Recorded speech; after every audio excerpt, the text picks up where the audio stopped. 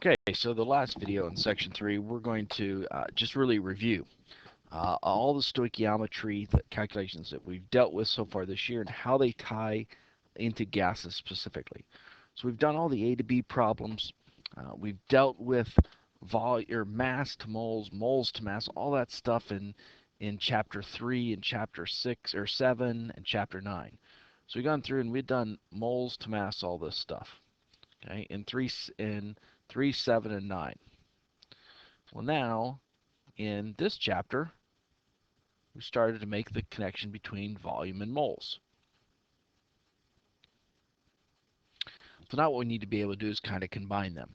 So given the volume of a chemical, the moles of the chemical, the mass of the chemical, we should be able to go to solve for the volume of a different chemical, the moles of a different chemical, or the mass. Any combination now of A and B. What I have down here is this pretty, long chart. I do not want you in any way to think that you have to memorize this or want you to. These are just the steps that we would go through the calculation. You still need to know how to use conversion factors, but this is just kind of showing that systematic approach. For example, the bottom of this chart is what we've been doing all along. How do we go from mass of one chemical to moles of the other? Use molar mass. How do we go from the moles of A to the moles of B? Use B over A. How do we go from moles of B to mass of B? Use molar mass. Okay? That hasn't changed. Also, something we haven't used in a long time has been reminding us volume and density. Okay?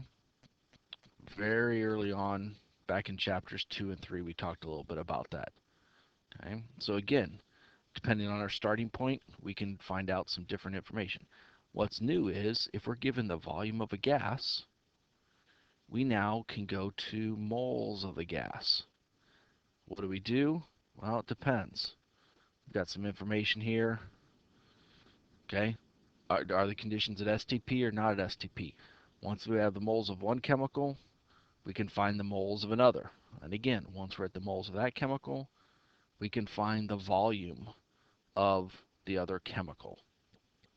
Okay, so a lot of different ways that we can solve for a particular chemical.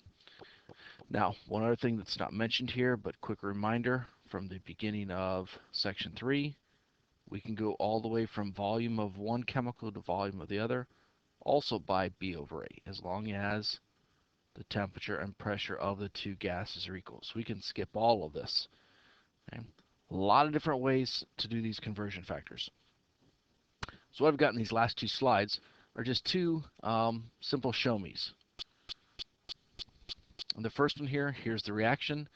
You've got 5 liters of carbon dioxide that we want to make.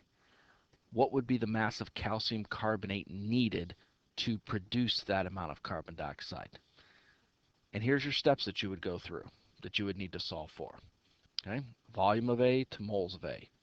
What do you use? Moles of A to moles of B. What do you use? And then finally, moles of B to mass of B. So you should be able to work through that. Obviously, the new piece is this right here, volume of A to moles of A. The rest is review. Okay, so you can pause this, write this down, and then work through that one. I'm going to skip to the second one, and if you can write this down, then you can kind of work on them both at the same time. Here's another one. We have tungsten oxide, okay, a way to commercially produce tungsten metal, pure tungsten metal. We have 875 grams of tungsten. How much hydrogen would we need to make this reaction work? The temperature of the hydrogen gas was 35 degrees Celsius, and its pressure is a little bit less than normal atmospheric pressure. So what would be our steps here? Well, we need to go from the mass of tungsten oxide to its moles, moles of tungsten oxide to moles of hydrogen, and then finally moles of hydrogen to volume of hydrogen. And again, this step right here would be the new step or the new calculation, how to get from one thing to the next thing. Right? So you've got these two problems, and again, this is just kind of tying things back together of all the stuff we've been doing recently in terms of mass, moles, and now volume. So hopefully you should feel comfortable working on these two problems. And then there's a lot more that we can do in the chapter homework, as well as in the mini guides and some other resources.